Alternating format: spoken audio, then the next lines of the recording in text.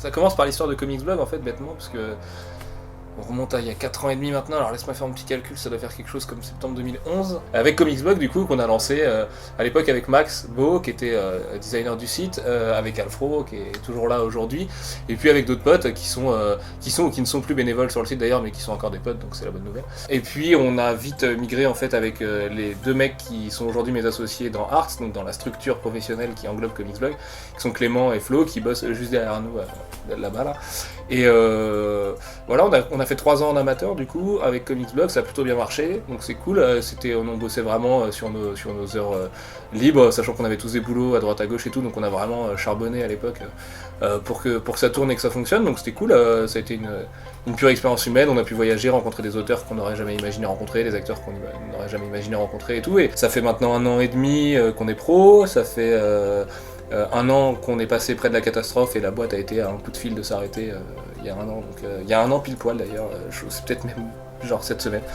Et puis finalement on est encore là, on continue, donc c'est génial, et puis pour l'instant on se bat avec nos petites armes et on continue à faire ça avec notre passion, et puis on parle de culture pop et un petit peu d'autres choses j'espère, on essaie de transmettre un message qui dépasse juste le cadre des licences et des couleurs, des costumes, des super-héros, de ces choses-là, et puis voilà, je crois que c'est ça l'histoire en fait. On traite de la culture pop dans à peu près toutes ses incarnations.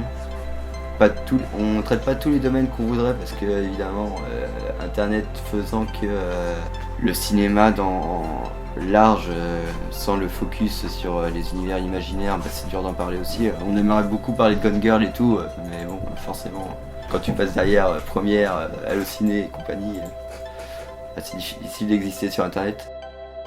Il y a un truc qui nous fait tenir dans ces univers, peu importe la qualité des séries qui sortent, des films qui sortent, c'est que il y aura toujours un produit ou une œuvre qui contiendra un message dans lequel on se retrouve ou qui nous permet de réfléchir sur nous-mêmes ou sur le monde, et du coup c'est plutôt pratique pour continuer à vivre de ses passions et avoir envie de découvrir toujours plus, parce qu'on en apprend du coup toujours plus. Je pense que la culture pop, c'est vraiment un des vecteurs de réflexion les plus importants à l'échelle d'une société aujourd'hui ou d'un système, parce que ça permet de véhiculer des idées qui paraîtraient saugrenues ou dangereuses et ou un peu ennuyeuses le reste du temps. En fait, on les met avec des héros, avec de la narration et plein d'autres choses, et puis ça donne un truc super cool. Enfin voilà, Orwell, c'est pas juste un visionnaire, c'est un mec qui écrivait des bonnes histoires aussi, quoi. Et puis ça se décline évidemment à tous les genres, à tous les auteurs et tout, donc voilà, je pense que ça part de là. Les mondes de l'imaginaire, quand t'es gamin, ça te permet de voyager facilement et tout, quand ton horizon intellectuel s'ouvre d'un coup, et c'est vachement impactant, hein. Je suis persuadé que plus tu lis, plus tu apprends, plus tu découvres des choses, plus ton jugement aussi sur le monde, sur les gens devient plus fin, parce que tu comprends plus les subtilités qui sont sous-jacentes. Je pense que pendant longtemps j'ai approché plutôt ça comme une évasion. C'est-à-dire que quand t'es plus jeune, j'ai l'impression que tu te dis plutôt « Ah c'est bien, je me fais une pause dans le monde de merde dans lequel je suis en allant dans tel ou tel univers ». Et finalement maintenant c'est vrai que j'aime autant les deux, des fois m'évader et partir dans des trucs complètement différents, et en même temps des fois je préfère à la fois cette réflexion ou cette double lecture et en même temps une part d'évasion, parce qu'en plus c'est pas incompatible dans une même œuvre, il peut vraiment avoir les deux. C'est ça qui fait que c'est aussi très addictif, je pense. Toute œuvre est politique, ou plus que politique, morale, sauf Transformers parce qu'ils en ont rien à branler. Mais même ça, hein, même l'absence de fond, ça veut dire quelque chose. On essaye vachement en ce moment de supprimer le fond des œuvres.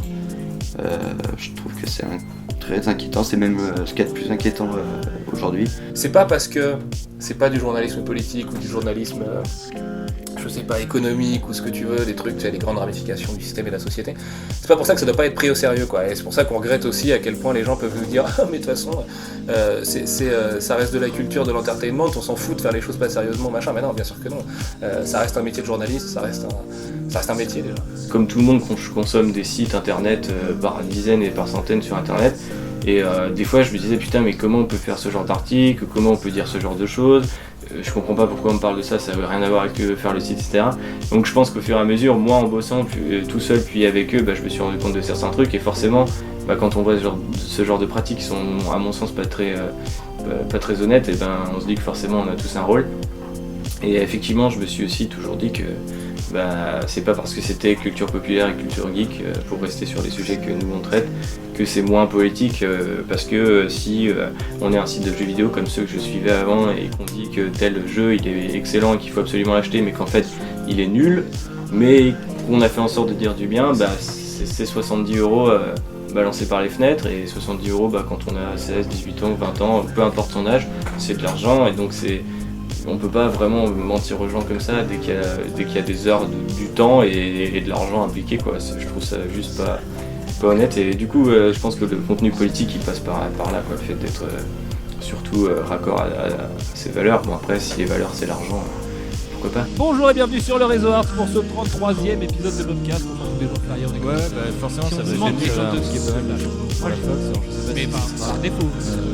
Le Deadpool, le premier Deadpool était bien. Il était pas mal. il était pas exceptionnel, mais on s'est Une arrêté un PS4 peu de couleur de Batman Arkham Knight. Ils en ont fait C'est un peu. assez mal branlé, mais c'est Jamais. une PS4 de Jamais. Jamais. Voulez-vous la Il est découpé n'importe comment, le bordel.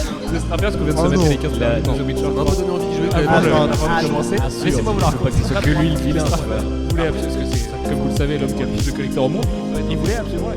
Pour ce qui est des comics, en gros, ils sont en branle à part si Superman meurt, quoi.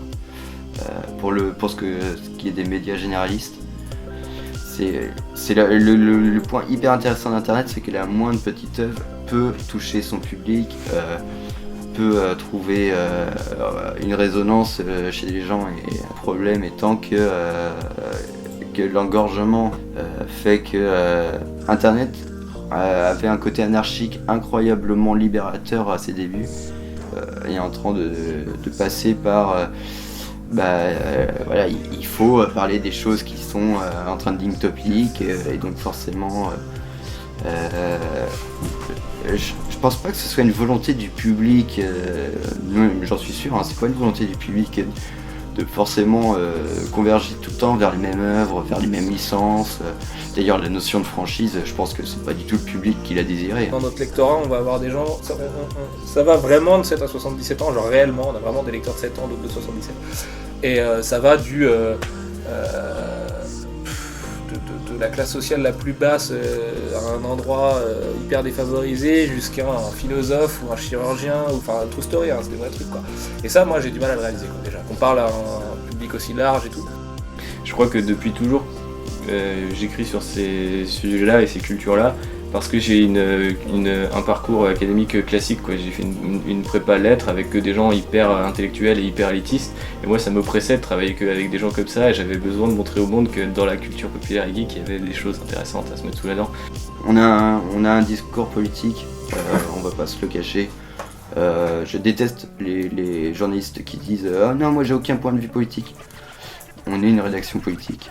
Après, c'est pas ça qu'on met forcément en avant, mais si notre message passe, tant mieux. Lever le voile sur plein de choses, dont des pratiques journalistiques parfois douteuses, et les gens le savent aujourd'hui. Tu vois, les lecteurs le savent, et ils savent à qui il faut faire confiance, à qui il faut pas faire confiance et tout. Maintenant, c'est vraiment à chacun, tu vois, d'être citoyen en fait avec sa propre consommation de presse culturelle, et de se dire que oui, la presse culturelle c'est important, oui, la presse culturelle c'est sérieux, tu peux balancer des gros mots et boire des bières pendant un podcast, ça changera pas que c'est sérieux, et que les mecs derrière ils sont là pour t'écouter et entendre ce que tu as à leur dire. On n'a pas vocation à devenir un Sopress 2 qui peut avoir les moyens et la réussite pour attaquer tous les milieux qui prétendent attaquer, parce qu'il faut rappeler qu'ils font du basket, du cyclisme, du foot, de la société, de trucs pour jeunes parents, enfin voilà, il y a vraiment tout chez Sopress. On n'en est pas là encore, on se fait pas encore dans les couches et tout, mais ouais, je sais pas, continuer déjà, ça serait cool, enfin ça va être cool.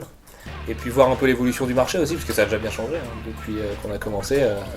Moi tu m'aurais dit en 2010, du coup, si j'en crois Alfro, qu'on en serait là avec une série télé d'Ardeville sur Netflix en 13 épisodes d'une diffusion d'un coup, et à l'aube d'un trailer de Batman vs Superman qui va être diffusé pendant le 4e Mad Max, je l'aurais pas cru. Bah là on déménage déjà, donc on va penser déménagement et raccrocher des cadres et tout, faire de la déco un peu.